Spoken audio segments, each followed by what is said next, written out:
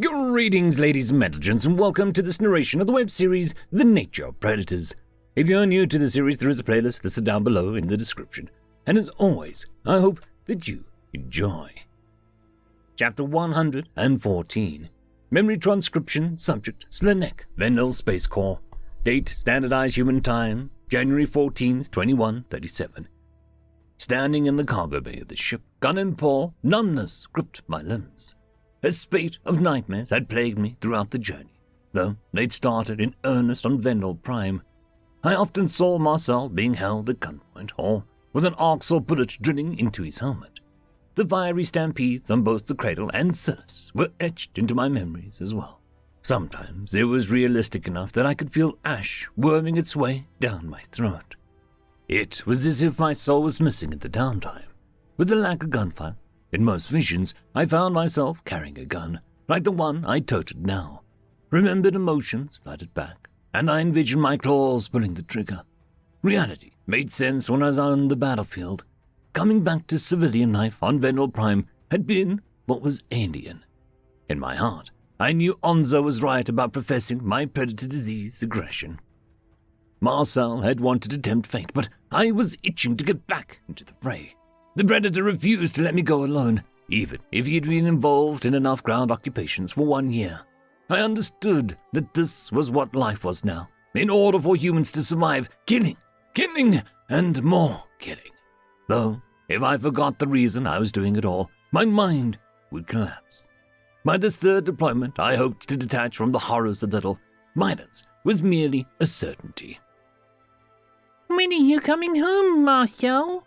Nulia's voice trailed from his holopad, alongside a grainy image of a Gojid's face. You missed Christmas. I made you a gingerbread house with Mama Lucy. The red-haired human smiled. That's awesome. I don't know when I'll be home, but with me and Slanek gone, you had more to eat for yourselves. You don't want the salt monster learning of the joys of sugar, do you? No, I miss you lots. The Terrans had gotten FTL comms network up and running a week ago, and the technology had finally been passed along to soldiers and civilians. It was easier than ever for humans to chat with aliens and allied systems, while also making it possible for troops to call their loved ones. I could admit a tinge of jealousy over Marcel's calls with his family. He had people who he knew would accept him, and he also looked happier talking with them than me. All that energy I spent caring about his welfare, and I would always be second-rate to him. It felt like I was on an island without anyone to support me. Hell, Marcel had humiliated me in front of Sovereign, insisting on us rolling over like prey. There were some things that couldn't be forgiven. I couldn't believe he'd pushed me to talk to that Gojid. I'm just happy that we left Monaghan's ship. I wish I took that Gojid's head off while I had a chance. It's a shame that I was too injured to see it through.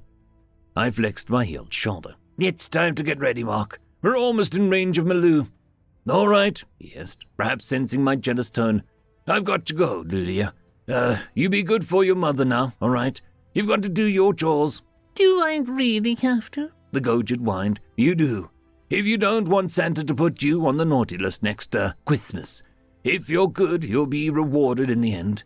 Besides, you want to make our lives easier, right? It's been a hard year for us too. Fine. I love you, Marcel.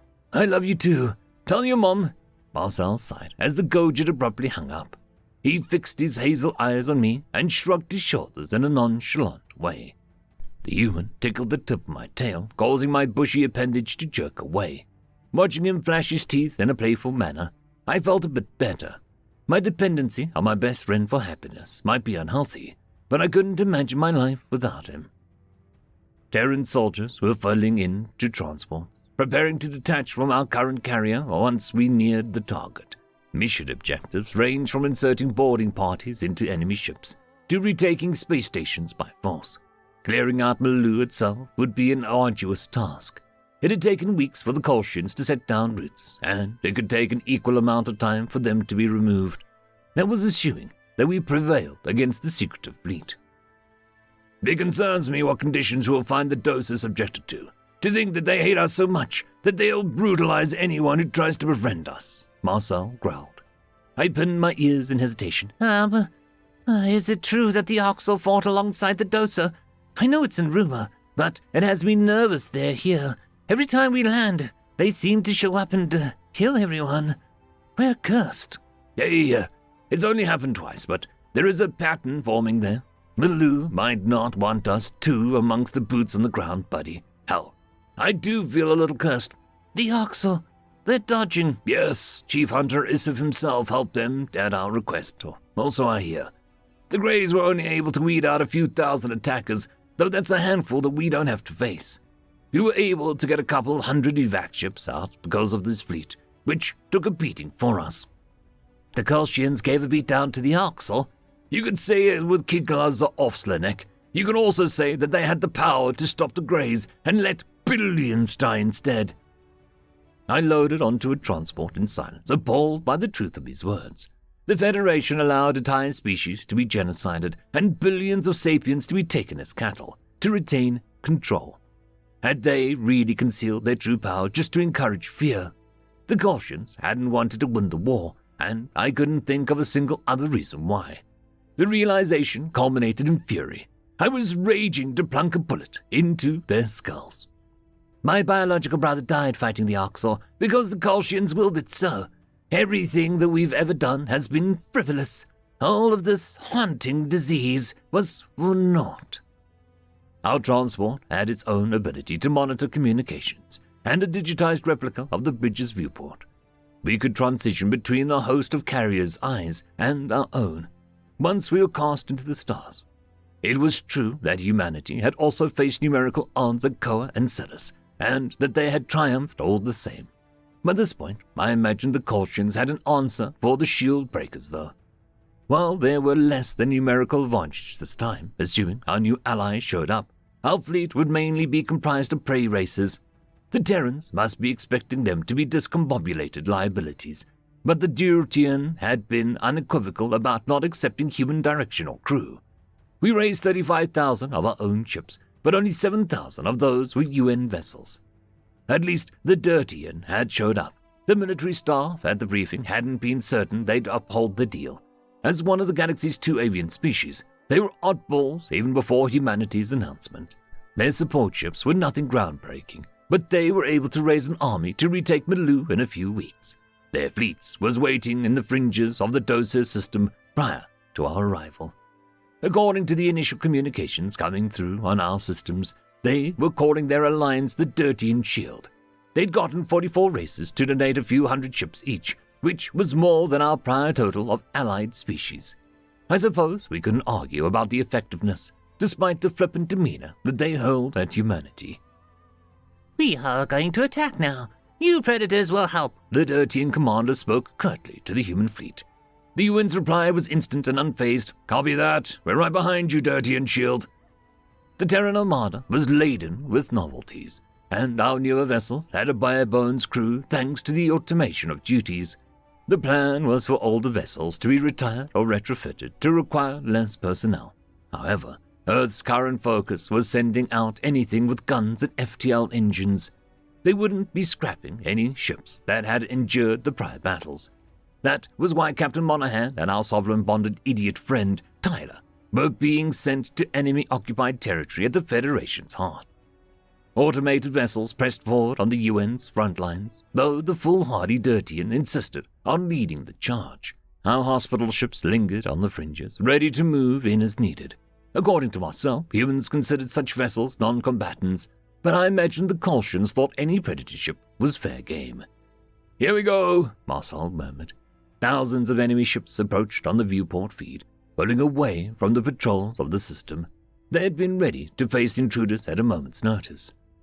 Malou was encased in a multi-layered defense, and various stations were also fortified to the max.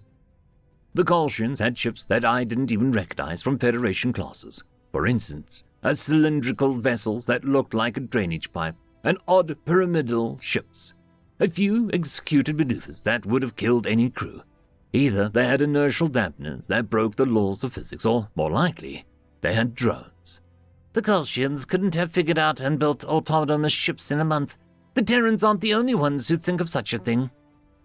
My human's hazel eyes stretched wide with the same realization. Since when did they have drones? You didn't even know what those are, Slenek. Similar chatter erupted amongst the soldiers, with many offering some vulgar words about our enemy. Other predators clad in armor were crammed into my transport as we were packed in for deployment.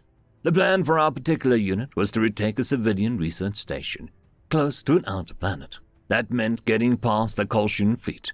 They'd seemed to have dropped their prey facade entirely. That meant that the humans were their first threat that required them to uncork their true power. Even the Arxor never offered a true challenge to their stranglehold on the galaxy, despite being presented as an undefeatable menace. It was clear in the Kolshian fossil arrangement which ones were the enforcers and which ones were the brains. They have these since they realized you have drones, I answered. Or rather, they show that they have it. Marcel chewed on his lower lip. Of course, a manned vessel can't make decisions at the same speed.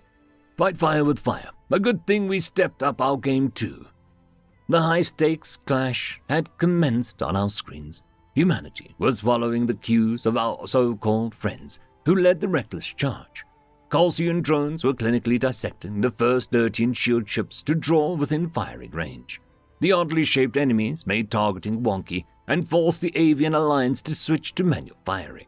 Even a human would have difficulty targeting a computer-piloted craft with calculating ability.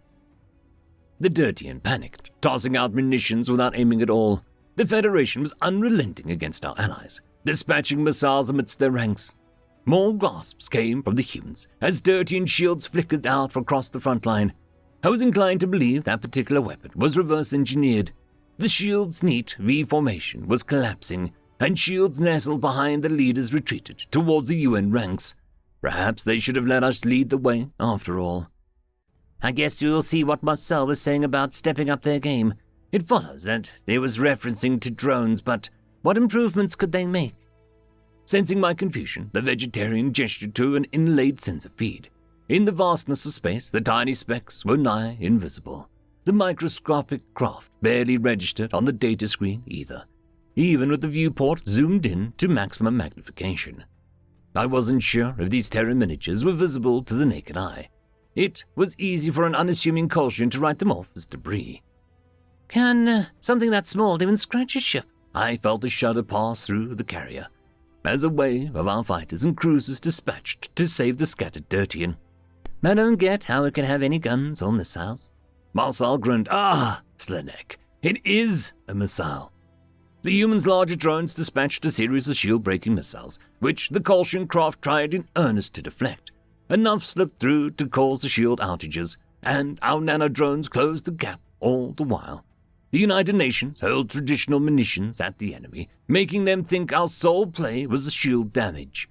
Seconds later, miniature craft detonated across Federation hulls. Dozens of orange twinkles ravaged single enemies. Explosions were generally inadvisable right atop the engine compartment, and these drones were tiny enough to slip through armor chinks. Surviving Kolshian automatons pulled back to regroup and recalibrate shields. The Dirtian shield lingered with uncertainty as we pressed ahead towards Bellew. The Avian Alliance was still reading. They'd lost thousands of ships to our nemesis' unexpected technology. There was no shortage of enemy vessels remaining within Belew's surrounding vicinity. Our allies were a bunch of dunces, and the Kolshians had a nearly endless supply of ships to throw at us. The humans needed to fight their way close enough to deploy foot soldiers, while turning 28,000 liabilities into a serviceable force. Perhaps the Dirtian were more willing to follow our direction now, with their pride wounded. Dirtian shield, why don't you let us head in first? The UN transmitted a message over the communication channel. A few soldiers in the transport were scoffing at the avians, showing the Dirtian talked a lot of smack, only to be humbled so quickly. You can fill in the gaps of the ranks, playing and supporting role. You're good at that. You're manipulating us, answered the shaken avian. You don't order us around. We won't answer to your whims and wants. You disgust us. Well, whether you like us or not, we're on the same side of the battle. This is what you wanted. Humans handling the brunt of the mission. You'd rather have us predators dying than your own people. Don't make me beg to have my troops perish for you. You know we can fight. That's all you think predators do, right? Sit back and let us kill these bastards. Now we're moving in before the drones get set up. Let's go, all right? Fine. This is very temporary. I hope so, Marcel grumbled. I wouldn't want those guys watching our backs. The human ship pushed further into the system, carving out a path for their herbivore allies to follow. Most species would have turned back with such severity out of the gate, as everyone knew the Terrans weren't most species. The Kolshians were rallying more ships to our locale. The worst of the battle was yet to come. I gripped my harness tightly and prepared for the duel of titans that was about to play out. These were the opening shots of a clash with humanity's toughest opponent yet. End of chapter. I would quickly like to thank our Tier 5 patrons, Dragzoon W.R.E., Quantum Wednesday, Ambrose Cattell, Lord Ashrakal, Bushmaster 177, Casper Arnholtz, Cam Maxwell, and Arcadian. Thank you very much.